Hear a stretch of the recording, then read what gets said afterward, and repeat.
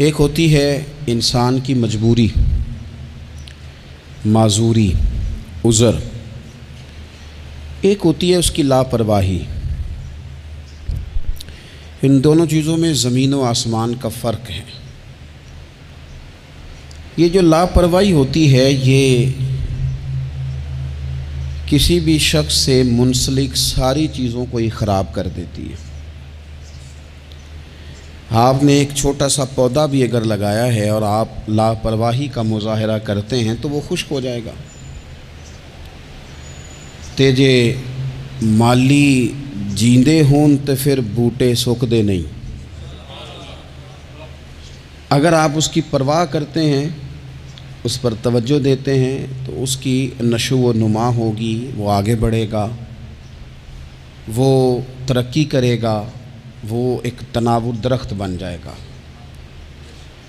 جس چیز کی بھی آپ پرواہ نہیں کرتے، آپ اپنی صحت کی ہی اگر پرواہ نہیں کرتے، آپ نے کبھی نہیں دیکھا کہ یہ کھانا جس ہوٹل سے میں کھا رہا ہوں یہ کوئی معیاری ہے یا بالکل غیر معیاری ہے، آپ نے کبھی پرواہ نہیں کی کہ مجھے کوئی اپنی خوراک کا وقت مقرر کرنا چاہیے اور مرتب طریقے سے مجھے غذا لینی چاہیے، تو آپ بیمار ہو جائیں گے۔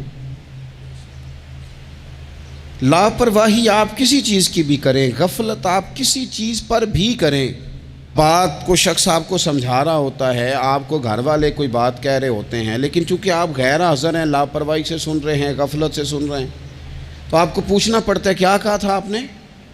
کیوں بھلا یہ ہوتا ہے کہ آپ غفلت میں تھے۔ یہ جو غفلت ہے نا، غفلت یہ بڑی نقصان دہ چیز ہے۔ یہ انسان سے تعلق رکھنے والی ہر چیز کا برا حال کر دیتی ہے۔ ہم نہ تو اب کمزور ہیں، نہ ان پڑھ ہیں، نہ چھوٹے ہیں، نہ جدید دور کے تقاضوں سے ہم نا آشنا ہیں۔ کسی شخص سے بھی آپ گفتگو کریں گے تو اللہ کے فضل سے وہ ڈھیر ساری چیزوں کا ادراک رکھتا ہے، سمجھ رکھتا ہے، شعور رکھتا ہے۔ وہ آپ کے ساتھ جب گفتگو کرتا ہے تو محسوس ہوتا ہے کہ وہ ساری چیزوں کو سمجھ رہا ہے، خطرات سے بھی آگاہ ہے، خوشخبریوں سے بھی آگاہ ہے، آنے والے وقت میں کون سی چیزیں نقصان کا باعث بن رہی ہیں اور کون سے پھول خوشبو دینے جا رہے ہیں، وہ سب چیزوں کو جانتا ہے۔ لیکن اس کے باوجود جو اتنی زیادہ کمزوری امت میں آ گئی ہے، اس قدر زیادہ ٹوٹ پھوٹ کا جو ہم شکار ہیں، تو زیادہ تر مسئلہ ہماری لاپرواہیوں کا ہے۔ ہم غفلتوں کا شکار ہیں۔ غفلت ایک خوفناک چیز کا نام ہے۔ یعنی جو بندہ پرواہ نہیں کرتا، توجہ نہیں دیتا، خیال نہیں کرتا اپنی ذمہ داریوں کا، وہ شخص فساد کا باعث بنتا ہے، وہ نقصان کرتا ہے، وہ اذیت ناک حد تک چیزوں کو لے جاتا ہے۔ آپ کو بہرحال پرواہ کرنی پڑتی ہے۔ یہ جس دور میں اور آپ ہیں نا، یہ لہو و لعب کا دور ہے، کھیل تماشے کا۔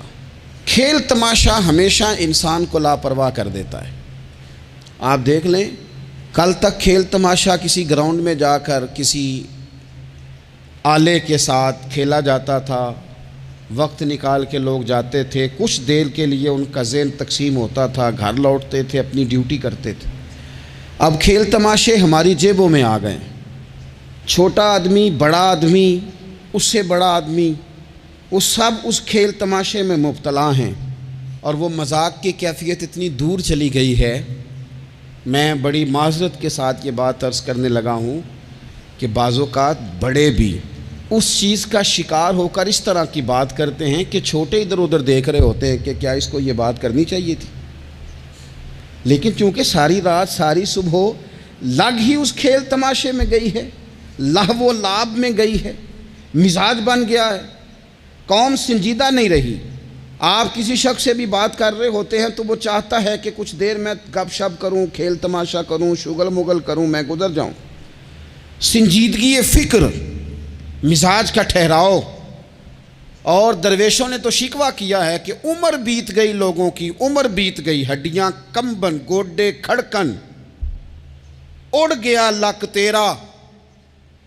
اجے بھی گناہ تو باز نہ میں واہ واہ مرد دلیرا۔ میاں صاحب کہنے لگے یہاں تک تو پہنچ گیا ہے کہ ہڈیاں کمبن اور تیرے گوڈے کھڑکن تے اڑ گیا لک تیرا، اجے بھی گناہ تو باز نہ میں او واہ واہ مرد دلیرا۔ وہ تو اتنا دلیر ہو گیا کہ جب تجھے چاہیے تھا کہ اب ہی تیرے ہاتھ میں استغفار کی تسبیح آتی، اب ہی تجھے سجدے کا ذوق ہوتا۔ ہم اتنے زیادہ غفلت کا شکار ہیں، آپ یقین کریں۔ دیکھو، معافی ہوتی ہے عذر کی، معافی ہوتی ہے معذوری کی، غفلتوں کی معافی۔ جب ہم اسکول میں پڑھتے تھے، مدرسے میں پڑھتے تھے، تو جس بچے کا پتہ چل جاتا تھا نا یہ بیمار تھا، اسے مارنی پڑتی تھی۔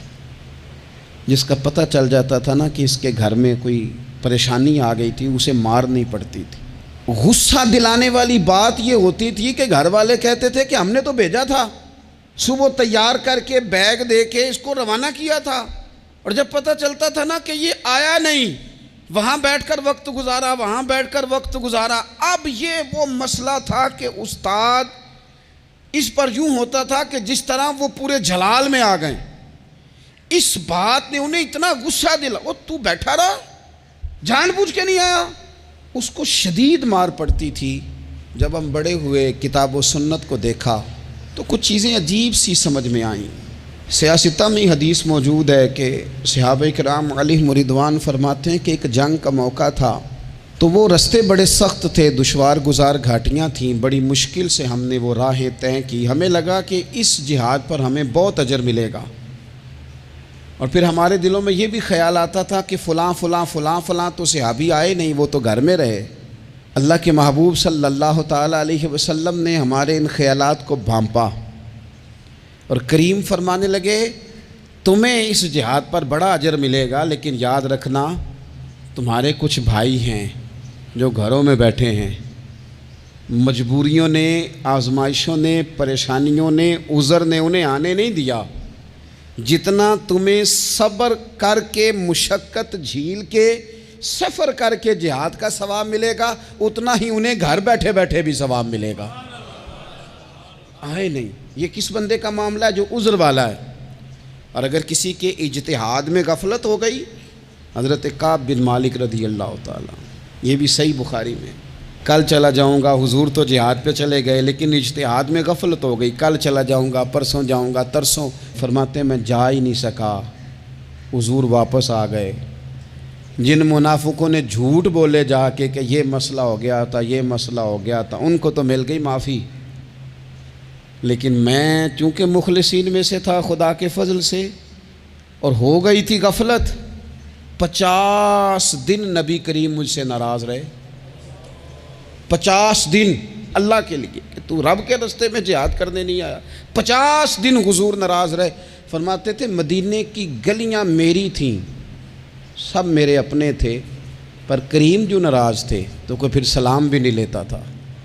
مجھے یوں لگتا تھا کہ مجھے دیکھ کر ہوائیں اور فضائیں بھی رستے بدل جاتی ہیں۔ 50 دن میں مسجد میں آتا تھا، جب میں چہرہ ادھر کرتا تو حضور مجھے دیکھتے، اور جب میں حضور کو دیکھتا تو کریم چہرہ بدل لیتے، میں ویکھاں تے یار نہ ویکھے، تے جدوں نہ ویکھاں ادوں ویکھے، ایڈے نصیب کتھوں تتڑی دے میرے وچ ویکھن دے ویکھے، غلام فریدہ بوئے یار دے مرنا پاویں ویکھے یا نہ ویکھے۔ ختم ہو گئی بات۔ حضرت کعب بن مالک کہتے ہیں 50 دن کے بعد پھر رب کریم نے میری توبہ قبول کی، اور مدینے والے رسول نے اعلان فرمایا جو عذر کی وجہ سے نہیں جا سکے، مجبوری سے، انہیں گھر بیٹھے بیٹھے ثواب ہے، لیکن جن کے اجتہاد میں غفلت ہوئی، سمجھنے میں غفلت ہوئی، کل پرسوں ترسوں چلے جائیں گے، ان سے 50 دنوں کی ناراضگی ہے۔ کتنے لوگ ہیں جن کی فجر گزر جاتی ہے بستر پہ، زور گزر جاتی ہے پھٹے پہ گپوں میں، عصر گزر جاتی ہے چائے پینے میں، مغرب اور عشاء موبائل پہ لیٹے لیٹے بیت جاتی ہے، اور ان سے آپ گفتگو کریں تو وہ دانشور ہیں، آپ بات کریں تو پنچایت ختم کرنے والے لوگ ہیں، آپ ان سے بات کریں تو وہ عالمی سیاست پر نظر رکھتے ہیں، آپ گفتگو کریں تو شعور کی اعلیٰ گتھیاں سلجھاتے نظر آتے ہیں۔ خدا مجھے ایسی خدائی نہ دے کہ اپنے سوا کچھ دکھائی نہ دے۔ یہ غفلتیں ہیں، یہ شورش ہے، یہ اپنے منہ سے خود میاں مٹھو بننا ہے۔ اس غفلت کو تھوڑا سا توڑا جائے، ورنہ زنگ لگ جاتا ہے صلاحیتوں کو۔ جو لوگ تھوڑے دن موٹر سائیکل نہیں نہ چلاتے، ان کے لیے مشکل ہو جاتا ہے پھر اس کو سٹارٹ کرنا بھی۔ ہمارے استاد کہا کرتے تھے جو لوگ پڑھاتے نہیں انہیں کتابیں بھولنے لگ جاتی ہیں، جو لوگ کوئی کام کرتے نہیں پھر وہ آہستہ آہستہ وہ زنگ آلود ہو جاتا ہے، وہ کہتے ہیں اب نہیں ہو سکتا تم سے، اب مشکل ہے۔ سجنوں، دوستوں، بزرگوں، بھائیوں، جو لوگ شروع میں عبادتوں کے عادی نہیں ہوتے، وقت ضائع کرتے ہیں، بڑھاپے میں دل کرتا ہے توبہ ہو جائے، لیکن اپنے ماتھے کو سجدے کی عادت ہی نہیں ڈالی۔ یہ جسم جھکنا اس کا عادی نہیں ہوا کہ رب کی بارگاہ میں جھکے، اس کا مزاج ہی نہیں تہجد پڑھنے کا۔ سارا کچھ ہو جاتا ہے۔ میں نے سیاست کرنے والے، پنچایت ختم کرنے والے، چودراہٹ کرنے والے، وزاداری رکھنے والے راتوں کو تہجد پڑھتے بھی دیکھے ہیں۔ میں نے قرآن پاک سے پیار کرتے دیکھے ہیں، میں گواہ ہوں بہت سارے لوگوں کا۔ یہ کام ہو جاتا ہے، شرط یہ ہے کہ بندہ اپنی غفلت کی پٹی تھوڑی دیر کے لیے کھولے۔ دوسری بات یہ کہ ہم خوش فہمیوں میں بڑا زندہ ہیں، بڑا زندہ ہیں، بڑا اوہو، یعنی 2 4 5۔ کچھ لوگ کہتے ہیں اللہ کریم بڑا ہے۔ تو اللہ اگر کریم بڑا ہے نا میرے بھائی، تو نبی پاک صلی اللہ علیہ وسلم نے فرمایا وہ بڑا بیوقوف ہے جو خدا کی رحمت کی امید بھی رکھے اور اللہ کو ناراض بھی کرے، تو بیوقوف بندہ ہے۔ اگر وہ کریم ہے تو پھر تو محبت میں ہی اس کی بات مان، بات تو پھر بھی نہیں مان رہا۔ کچھ لوگ کہتے ہیں نبی پاک صلی اللہ تعالیٰ علیہ وآلہ وسلم شفاعت کریں گے۔ بھئی ہمارا تو سہارا ہی اس بات پہ ہے، حضور سفارش کریں گے، پر نبی پاک نے درجنوں جگہوں کہا ہے جو میرے طریقے پہ نہ چلے فلیس منا، مجھ سے نہیں۔ حضور نے فرمایا جو بڑے کی توقیر نہ کرے، چھوٹے پہ رحم نہ کرے، وہ مجھ سے نہیں۔ فرمایا جو ملاوٹ کرے وہ ہم میں سے۔ تو یہ حدیثیں بھی تو یاد رکھو نا۔ شفاعت کی بات انکار نہیں، حضور گناہگاروں کی ہی کریں گے، لیکن یہ حضور نے جو ہمیں اسباق پڑھائے یہ کس لیے پڑھائے؟ یہ بھی تو ہماری سمجھ کے لیے ہے نا۔ یہ ساری چیزیں ہم نے غفلت بنا کے اپنے اوپر اوڑھ لی۔ اور پھر سب سے بڑی بات یہ، جو لوگ جنت کے وارث اور مالک ہیں نا، کریم محبوب نے فرمایا یہ جو میری بیٹی فاطمہ ہے جنتی عورتوں کی سردار ہے، تو یہ تو جنت کی مالکہ اور وارثہ ہیں۔ وہ تو ساری رات ہی نماز پڑھتی تھی، وہ تو سارا دن عبادت کرتی تھی۔ پاک سب سے زیادہ تو ان کو تھا، تو یہ تو 1 منٹ کے لیے مصلی سے جدا نہیں ہوئے۔ اور جنہوں نے صرف امید لگائی ہے، کوئی ان کے پاس ڈگری نہیں، وہ بن کے بیٹھ گئے ہیں۔ وہ کہتے ہیں جناب جنت مطلب ہم جسے کہیں گے معاذ اللہ وہ جائے گا، دوسرے کو جانے دیتے ہیں۔ اپنی زندگی میں خوش فہمیاں نہ لائیں، یہ غفلت پیدا کرتی ہیں۔ غفلت بڑی خطرناک چیز کا نام ہے۔ جب بندہ غافل ہو جاتا ہے، میں آپ سے ایک بات عرض کروں، حضرت عبداللہ ابن مسعود فرماتے ہیں کہ مومن رائی کے دانے کے برابر غلطی ہو جائے تو اسے لگتا ہے میرے سر پہ پہاڑ کھڑا ہے، اور فرمایا جو منافق ہوتا ہے نا وہ پہاڑ کے برابر گناہ کر کے کہتا ہے بات ہی کوئی نہیں، فلانا بھی کرتا ہے، یہ بھی کرتا ہے، ساری دنیا کر رہی۔ یہ نفاق کی علامت ہے، اگرچہ بعض نے اسے نفاق عملی کہا، اعتقادی نہیں کہا۔ عزیز دوست، جب آپ چھوٹی گناہ چھوٹی غلطی کرتے ہیں تو پھر وہ چھوٹی چھوٹی غلطیاں پہاڑ بنتی ہیں، چھوٹی چھوٹی۔ وہ حضور نے فرمایا نا جب تو ایک گناہ کرتا ہے تو تیرے دل پہ ایک دھبا لگتا ہے، نہ توبہ کرے تو دوسرا لگتا ہے، نہ کرے تو تیسرا، پھر دل کالا سیاہ ہو جاتا ہے۔ چھوٹی چھوٹی غفلتیں بڑی غفلتوں کو جنم دیتی ہیں، چھوٹی چھوٹی کمزوریاں بڑی کمزوریوں کو لے کے آتی ہیں۔ اسی طرح بخاری مسلم میں حدیث ہے، نبی پاک صلی اللہ تعالیٰ علیہ وسلم نے فرمایا کچھ لوگ کھلم کھلا گناہ کریں گے قیامت کے قریب، اعلانیہ۔ یا رسول اللہ صلی اللہ علیہ وسلم وہ کس طرح؟ تو حضور فرماتے ہیں انہوں نے رات کو غلطی کی تھی، رب نے ان کی غلطی پر پردہ ڈال دیا، انہوں نے سویرے اٹھ کے خود لوگوں کو بتانا شروع کیا، اور دیکھا میں نے رات یہ کیا معاذ اللہ۔ فرمایا جب انہوں نے اللہ کے پردے کو کھولا تو پھر رب نے بھی ان کا پردہ کھول دیا۔ او میرے دوستو بتاؤ نا، جس کے رب پردے کھول دے پھر کون ہے جو اس کی پردہ داری کرے؟ کون ہے جو پردہ پوشی کرے؟ حضور فرماتے اس نے کلم کلا گناہ، فخر سے بتاتے ہیں لوگ یہ کرتا۔ میں بڑے ادب سے عرض کروں گا بزرگوں کی خدمت میں، جو بڑی عمر کے ہیں، جن کی اب اولادیں ہیں، اگر ان کی زندگی میں کچھ ایسی کمزوریاں ہیں تو بچوں کو سمجھانے کے لیے بھی اس کو ڈسکس نہ کریں۔ ہم یہ کرتے تھے، ہم یہ کرتے تھے، اس کا کوئی فائدہ نہیں، یہ ہم کر کے دیکھا ہے سارا کچھ۔ نہ نہ نہ نہ، جس طرح گناہ ہے اس طرح گناہ کا اظہار بھی گناہ ہے۔ آپ ڈبل جرم کر رہے ہیں، آپ دلیر کر رہے ہیں سامنے والے کو کہ تو بھی کر، خیر ہے۔ بلکہ ایک نوجوان مجھے ایک دفعہ کہنے لگا جی ابا جی کہتے ہیں میں نے 35 سال یہ کام کیا ہے، یہ سب غلط ہے۔ تو میں نے ابا جی سے کہا چلو 15 کو سال مجھے بھی کر لینے دو، پھر میں بھی توبہ کر لوں گا۔ یہ ہم لوگوں کو دعوت دے رہے ہیں کہ غلط کام کرو۔ قرآن مجید کو آپ دیکھیں گے نا سورہ یاسین کے اندر، یہ بھلا کفر کیوں ہوتا تھا، منافقت کیسے پیدا ہوتی تھی، بت پرستی کیسے عام ہوتی تھی، دنیا کے اندر ستارہ پرست، سورج پرست، چاند کی پوجا کرنے والے یہ لوگ کیسے پیدا ہوتے تھے؟ غفلت کی وجہ سے۔ جیسے جیسے یہ اللہ کی بارگاہ سے دور ہوتے جاتے، یہ مختلف قسم کی عبادتوں میں، شرک میں، کفر میں مبتلا ہوتے جاتے۔ قرآن مجید سورہ یاسین کے اندر ارشاد فرماتا ہے کہ اللہ تبارک و تعالیٰ نے قرآن مجید کو اس لیے اتارا ہے لِتُنذِرَ قَوْمًا مَا أُنذِرَ آبَاؤُهُمْ، تاکہ آپ ان لوگوں کو ڈرائیں جن کے باپ دادا کو نہیں ڈرایا گیا۔ اور نتیجہ کیا ہوا؟ فَهُمْ غَافِلُونَ، وہ لوگ غفلت میں چلے گئے، ڈرایا نہیں گیا، سمجھایا نہیں گیا، کسی نے سبق نہیں پڑھایا۔ تو میں آپ سب سے گزارش کروں گا کہ خیر کی بات بتاتے رہیں، خیر کی بات کہتے رہیں۔ خیر کی بات جو ہوتی ہے یہ فائدہ کرتی ہے ہمیشہ، تو غفلتیں اپنی دور کرنی چاہیے۔ دوسرا یہ ہوتا ہے، ایک تو انسان جب وہ دور ہو جاتا ہے چھوٹے چھوٹے گناہ کر کے تو غفلت آتی ہے۔ دوسرا قرآن پاک نے ایک اور مقام پر اس کا ذکر فرمایا ہے، وہ اس طرح فرمایا ہے کہ جو انسان کی پیاری چیزیں ہیں نا بعض اوقات، جن سے وہ لگاؤ پیدا کر لیتا ہے، جن سے محبت اس کی بڑھ جاتی ہے، وہ چیزیں بھی غفلت پیدا کرتی ہیں۔ ان میں 2 چیزوں کا تو قرآن پاک نے نام لے کے ذکر کیا ہے۔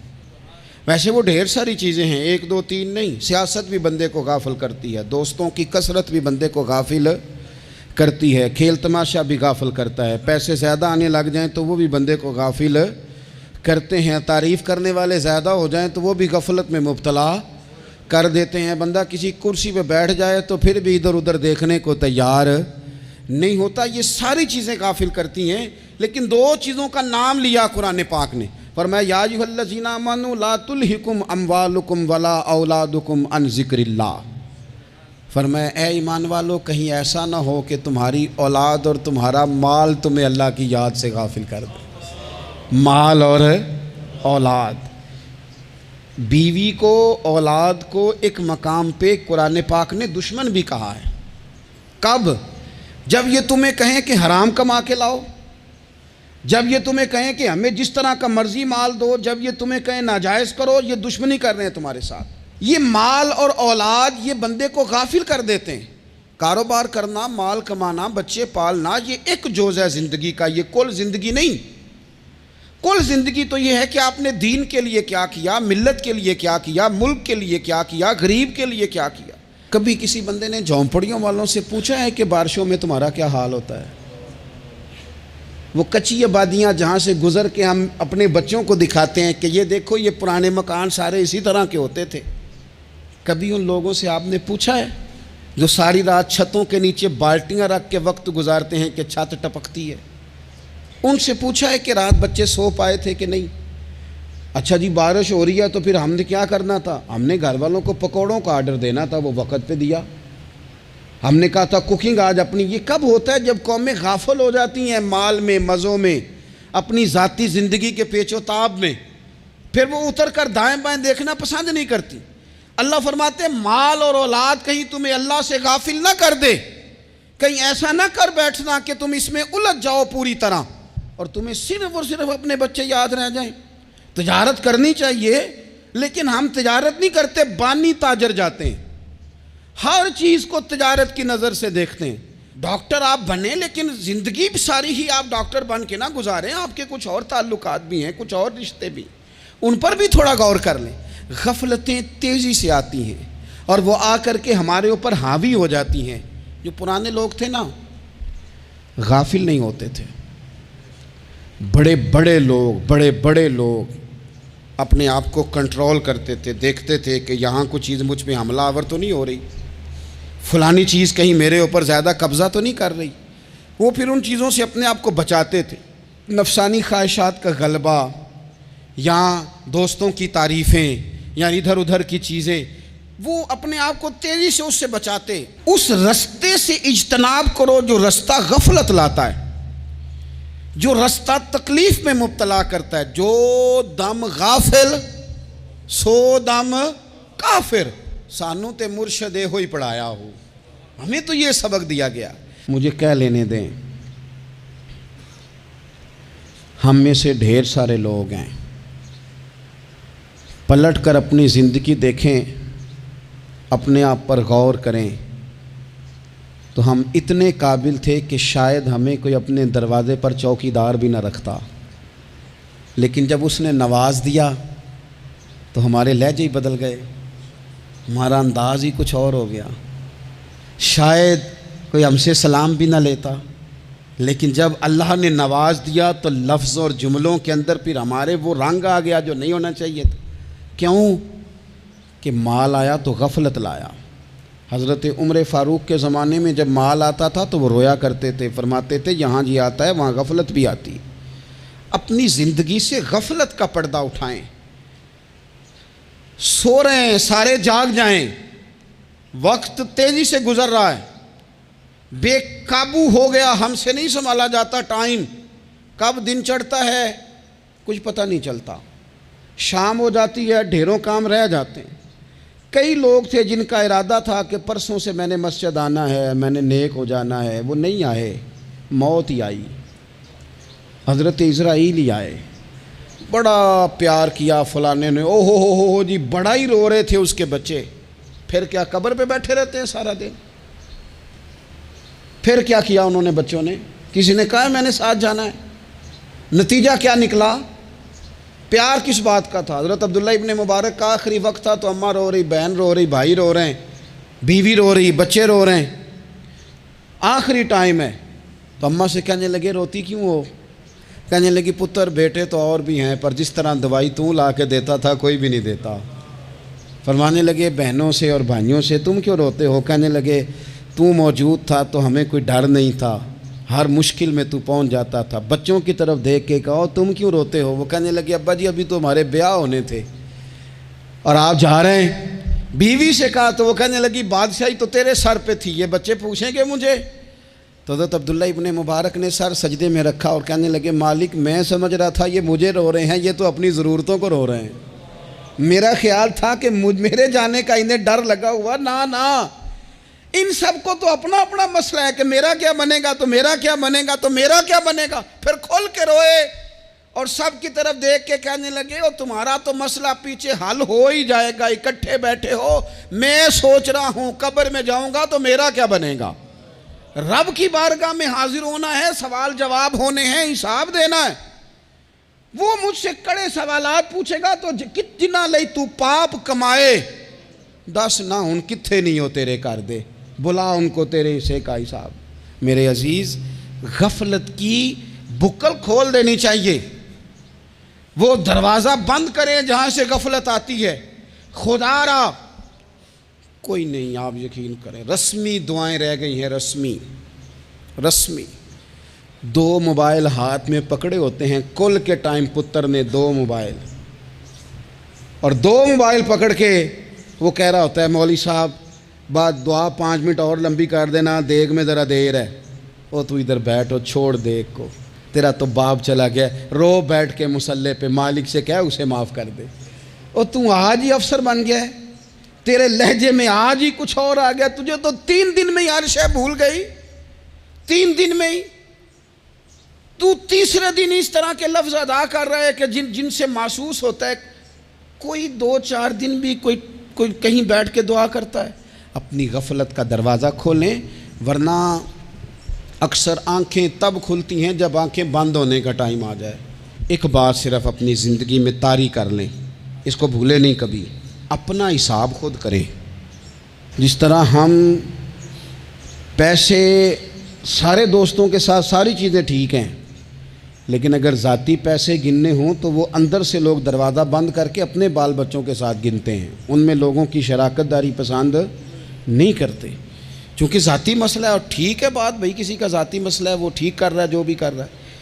اس طرح جو ہمارے ذاتی معاملات ہیں نا، روحانی معاملات، اپنی نمازوں کا حساب کریں، اپنی گفتگو کا حساب کریں، اپنی سوچوں کا حساب کریں، حلال کھا رہے ہیں حرام کھا رہے ہیں خود حساب کریں، اکیلے بیٹھ کے حساب کریں، جان چھڑائیں تھوڑی دیر موبائل سے، تنہا بیٹھ کے تھوڑی دیر مراقبہ کریں، خدا کی نعمت کتنی ہے، جواب میں شکر ہمارا کتنا، اس کا حساب کریں، اپنا حساب کریں۔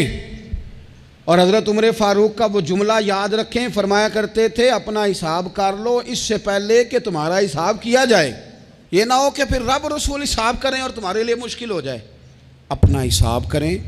زندگی کے معاملات میں جتنی غفلتیں ہیں، وہ مطلب میرے ابا جی کہا کرتے تھے پتر چھال مار کے نکلو بسترے چوں، تو وہ تھوڑا سا نا ایک دفعہ چھلانگ لگا کے باہر آئے، اور پہلا قطرہ ہی بننا ہوتا ہے بارش کا، اور کچھ بھی نہیں ہوتا، پہلا قطرہ بن جائیں، نکل آئیں، توڑ دیں وہ سارے بت جو ہمیں غفلت میں مبتلا کرتے ہیں۔ زندگی میں فیصلے جلدی کر لینے چاہیے، ہم فیصلے نہیں کر پاتے اور ٹائم ہمارے جانے کا آ جاتا ہے وقت۔ وہ ایک نوجوان نے ایک دفعہ لکھا تھا کہ میں نے اپنے گھر والوں سے کہا کہ اب میں نے داڑھی رکھنی ہے اور کچھ میں نے عبادات کی طرف سفر کرنا ہے، تو میری والدہ کہنے لگیں کہ پتر اجے ٹائم نہیں۔